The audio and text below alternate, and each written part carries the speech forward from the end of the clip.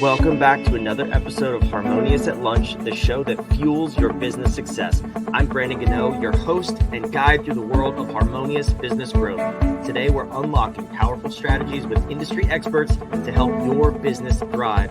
If you're a business owner, entrepreneur, or executive, you are in the right place. Join me and our incredible guests today on the journey to clarity, growth, and success. It is time to revolutionize your approach to business. Let's dive in with another episode of Harmonious at Lunch. Welcome back to some more bite-sized business advice. We got an awesome episode lined up today. We're going to go maybe a blast from the past here. We're going to talk about 3 ways handwritten notes can help you stand out in today's business market. I love this topic. This is a strategy I used in my last business, and I'm excited to hear from the CEO and founder of a company called Handwritten.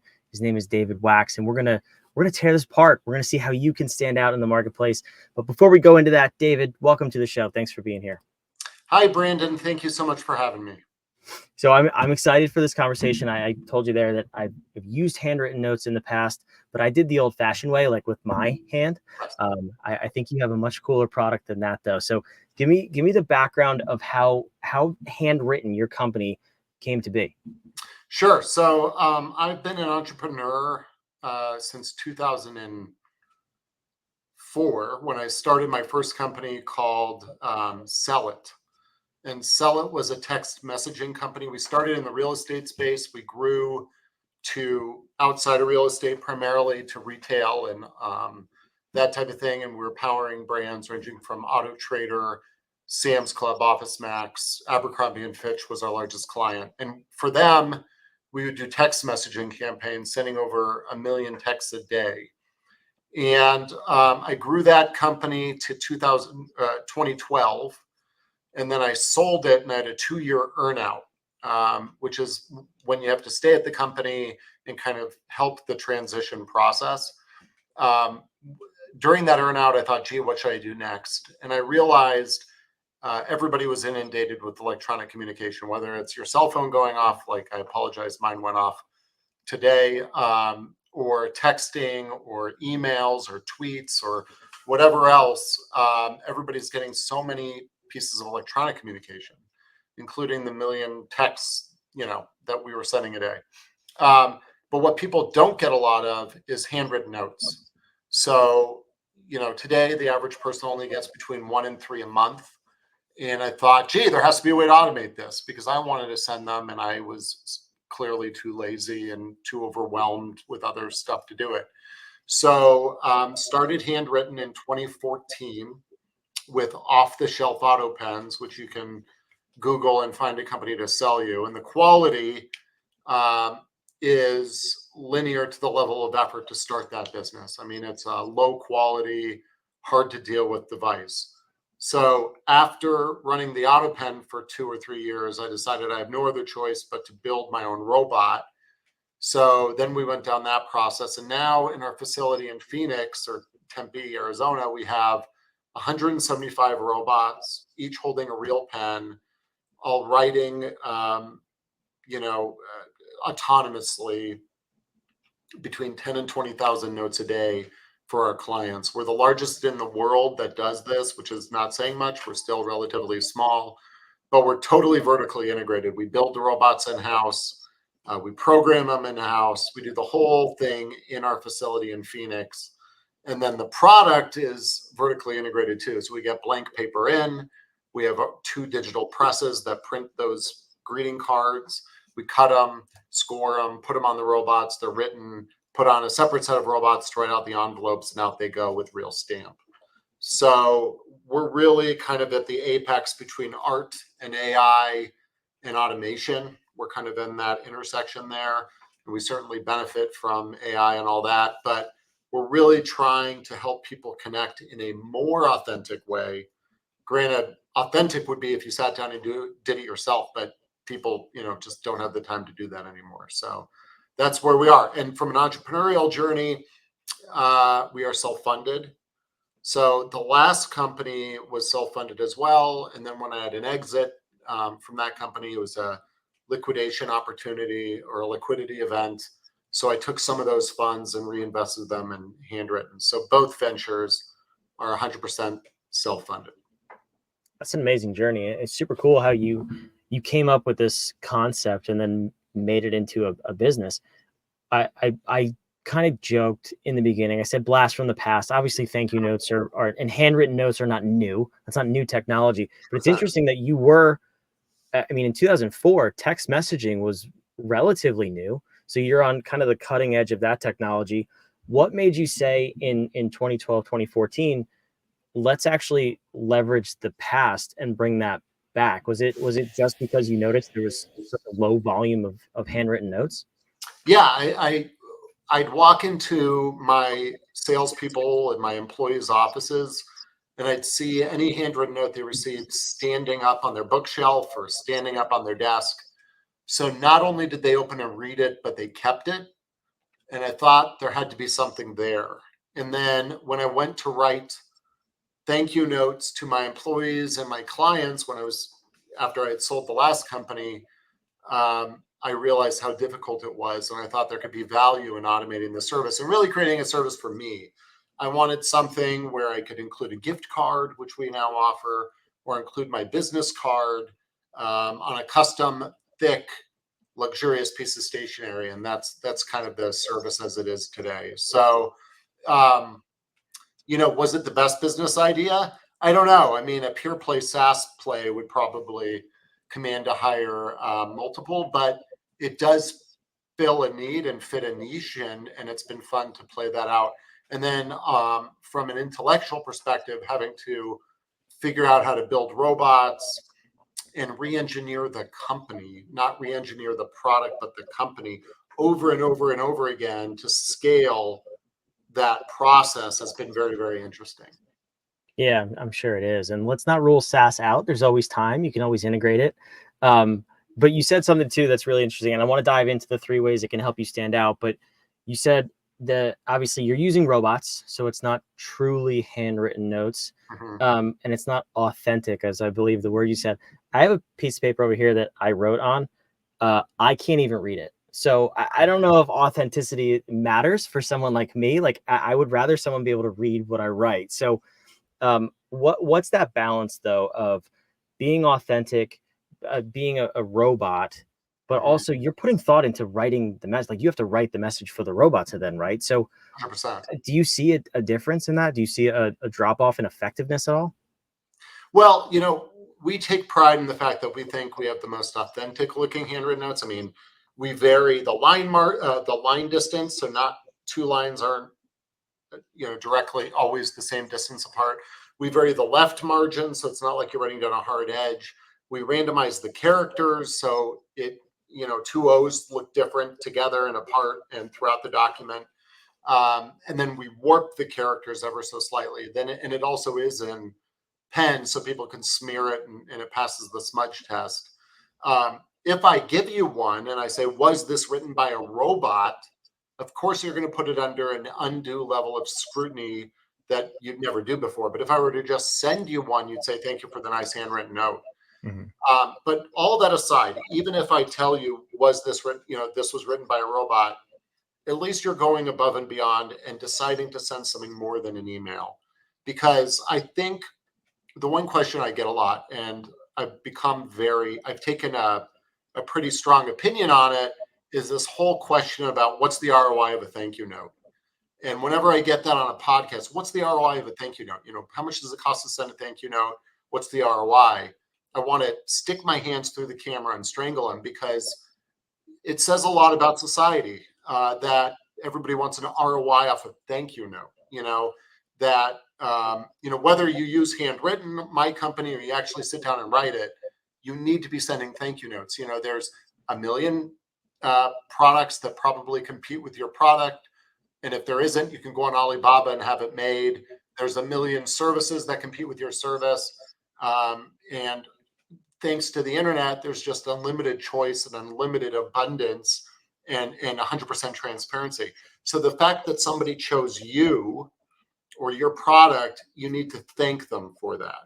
I don't care what the ROI is. And I think anybody that does needs to take a bigger look at themselves, a deeper look at themselves. But that's the number one question. And then people say, well, is it authentic? And this is nothing new. I mean, prior to Handwritten and the robots and all that, if you write in a letter to the head of TWA or, Pan Am or, one of these airlines that no longer exists, but I want to put you back in the 1960s, and you wrote them a complaint letter or a letter of praise or whatever, you'd get a letter written by the CEO back, but I'll bet you dollars to donuts that was not actually their signature. Their secretary signed it or somebody else signed it. Or if you gave a donation to a cause, it might come from a fleet of volunteers that sits down to write donation thank yous, but it doesn't come from the people that actually work at that nonprofit or support that cause. It's just a bunch of volunteers that are given a bunch of pizza.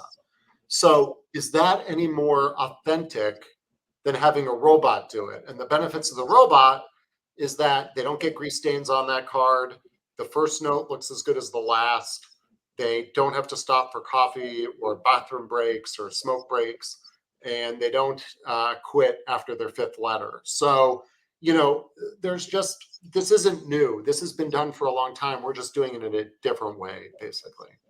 I would argue it's more authentic, to be honest with you, because in all those scenarios that you gave, the person it's coming from was probably not even aware that it was written. Right. In most cases, at least here, if I were to send you a thank you note, I would have gone on to your site, typed out what I want, and then chosen the card stock too and sent it. So Correct. apples to apples, I would say your product is way more authentic than anything you just described. You should work with me, my man. Yeah, I appreciate that. It is. I always joke, Hallmark's slogan is when it's good enough to send the very best. Our slogan should be when it's almost good enough to send the very best. When you want to send the best, you're going to sit down and write it yourself. But if you don't have that time or that scale, let's say you're running an e-commerce and you want to provide everybody kind of a consistently good user experience, then you involve Handwritten to help you with that. So that's kind of where we're at. And it's interesting, the use cases. Nonprofits are a really big one for us, for example. Yeah, that makes sense. And I'll tell you what, I'm not going to be writing my own. I won't even show you this piece of paper because it's embarrassing. Your robots definitely couldn't copy it. It's that bad. But I want to unpack this a little bit. The first time I heard about handwritten thank you notes was actually and I'm sure you know the story, at least that scale, was the CEO of Home Depot back in the, I think, 80s or 90s. And he would write 5 a day to his employees just to express gratitude. I thought that was incredible. And from then on, I always incorporated it into my last business. Every person that placed an order with us, on the top of their box or their order was always a handwritten thank you note. Not for me, still from my team, because they wouldn't be able to read it. But how do you recommend we use this product, handwritten thank you notes, to stand out in the marketplace, specifically in business? I mean, there's a million different use cases, but for business owners and entrepreneurs, what are those 3 different ways that we can use this to stand out? Well, the most obvious is sending a thank you after a purchase or after a meeting. And we can, through the powers of Zapier, we can take your words and automate them. So it could be, this is the template I want to send somebody, and you could have a million merge fields in there. So if they bought a brown leather mid-size couch from you, the note would say, thank you so much for your purchase of couch, not thank you so much for your purchase of brown leather mid-size couch, because nobody would write that. Or, thank you so much for your purchase of the couch. I'm sorry. Nobody would write all the description. So, we can help you craft it so it's authentic. The second use case is follow-ups, almost marketing, come in for a test drive of the new car, or, it's time for an oil change, kind of staying in cadence with that customer. So it's not just about thank you, but it's about staying in communication over the lifespan. And I'm not saying do this, 12 times a year. I'm saying maybe 3 to 4 times a year tops. And then the other 2 cases, I know it's, birthday cards is a big one, holiday. And then outside of that, so number 1 is thank you. Number 2 is follow up. And those are those use cases. Then the final is prospecting, which that one you should look at the ROI. If you are selling, I don't know, some low margin item, prospecting probably isn't going to make sense for you. But if you're selling houses and you want to build community, where the area that you serve, you want to really build a name for yourself, circle that area on a map with us, and we'll send everybody a handwritten card in that area. Or if you are a new dentist and you've opened your practice, same thing. Draw a 1 mile radius around your practice, and we'll send everybody a handwritten invitation. Or a jewelry store, or Bugatti dealership. Those types of things, handwritten notes make a lot of sense for. But if you sell car stereos, maybe not. So it's kind of prospecting, ongoing drip, and post-transaction thank you, I think are the three big use cases. And then prospecting we can automate through our website. Just go in, circle maps, and set parameters. Post-purchase we can automate, whether you're a Shopify store or nonprofit. We can integrate through Blackbaud, Razor's Edge, which is the big nonprofit platform. Or if you're a car dealer, we integrate with all the DMS systems and all that. So we can automate that too. And then the final one is the ongoing drip, and that we can automate through our website. You go in and set up a multi-step drip. Or if you have Salesforce, we integrate with Salesforce. There's a lot of ways to do all this to really allow you to scale your outreach in ways you didn't think were possible. Yeah, those are amazing ideas. And it just has me thinking too, you said you're not in the SaaS business. That would have been a smarter play, but at first glance, yes. You're obviously you have a SaaS product. Yeah. But to me, at first glance, it sounds like this is more manufacturing. You're very much building an integrated tech solution here with everything that you currently have. And I'm curious to know kind of where are you taking the company? What are your plans over the next 3 to 5 years? Is there anything kind of on the horizon that you see would elevate Handwritten to that next level? Right now we are the things. Happy to tell you, we're rolling out some kind of nice to have stuff for our users. Like if you don't know somebody's address, you can go on our website, type their email address in, and then they'll get an email from us saying, so-and-so would like your address, reply here and fill it in, and we'll handle that. We added QR codes, which I'm not the biggest fan of. In fact, back in 2012, I think, so it's been a while, I spoke at South by Southwest saying how terrible QR codes are. So I'm not a huge fan of QR codes. And I'm a little worried that by putting those on our service, people are going to see no response and blame handwritten notes, not blame the fact nobody likes scanning QR. But that's a different topic. We're expanding internationally now. As of the middle of May, you'll have the option to send Canadian notes with Canadian postage within Canada. So if you put a return address as Canada and the to address is Canada, we drop ship to a partner in Canada, and they put it in the mail for you. And then we're going to do that for pretty much all international expansion, whether it's UK, Australia, wherever that is. We'll offer that kind of service too. I mean, right now everything gets a international stamp, but that doesn't really pass muster for some. So those are kind of the things. The robots themselves, we're doing a lot to reduce risk, improve throughput of orders and that type of thing. So the way we stuff cards is very, very different today than it was a year ago. I don't want to bore people with automated envelope stuffing technology and data matrix, but that's kind of what we do. The core offering is almost maturing to the point where I don't know what else I need. I just need a really big sales force to go sell it.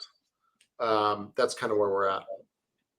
That makes sense. And you would think, naturally you'd get distracted to the point of saying, you'd bring in other services like flowers and cupcakes and cookies. It's interesting to see the path you're taking because it's very much still in line with growing the core product. I like that. I respect it. This has been fascinating. We do some fulfillment. Like we'll do books. We have a whole bunch of books that like the author will send us. We'll send out with a handwritten note, and then we'll incorporate. And that could grow. It's just it requires so much space, and yes, we differentiate because we have the handwritten note, but is that enough of a differentiating factor? I don't know, to compete against all the 3PLs out there. So we're trying, or compete against like Sendoso or something like that. There's a lot of those gifting platforms out there. I'd like to, but I think we'd have to go out and raise a bunch of capital to do that. Yeah, that makes sense. I love this topic. I love this episode. I think it's been fantastic. I put your website on the screen here. It's also wherever you're watching, listening, down below in the show notes. So I love to end these questions or these episodes with a question, just something to get the listener thinking about how they can use what we've heard today, what you've shared with us, and move their business forward a little bit, or just make a difference in their life. So around this topic, and it could be even something that you've asked yourself in growing your business. What is that powerful question that you want to leave the listener with that they can think about for the next day, the next week, to help them move their business forward? That is a great question. I would say, usually I'm asked for my words of advice, not a question. So I appreciate that. I would say, what are you waiting for? What are you waiting for? Because I think so many people get caught up in analysis paralysis, and they're just so, or they're concerned about the risk of going into a venture or expanding their venture. But if you don't do it, if you don't start and adjust and iterate, you're never going to succeed. And a lot of people keep waiting and waiting and waiting until they think the time is right. But with every day, you wait, you have more and more responsibility on yourself. Whether, one day you're single, next day you're married, and now you have to care for two people. Or now you're married, let's start a business. The next day you have kids. It's only going to get harder. So, and you can go down that list. So what are you waiting for? Today is really the best day to start a business. How can you make that leap? That's a great question. What are you waiting for? And what are you waiting for? Go check out handwritten.com. Go see if you can start sending thank you notes to your clients, your prospects. I love this. I know where I'm going after we stop recording here. David, thank you so much for being here. Thank you so much. Appreciate it. For those of you watching, listening, wherever you are, make sure you subscribe. We love bringing this ridiculous show to you every single day of the week. Just get you out of that little bubble you find yourself in your business and get to that next level as soon as possible. Build a harmonious business. That's what we're all after. We'll see you on tomorrow's episode of Harmonious at Lunch.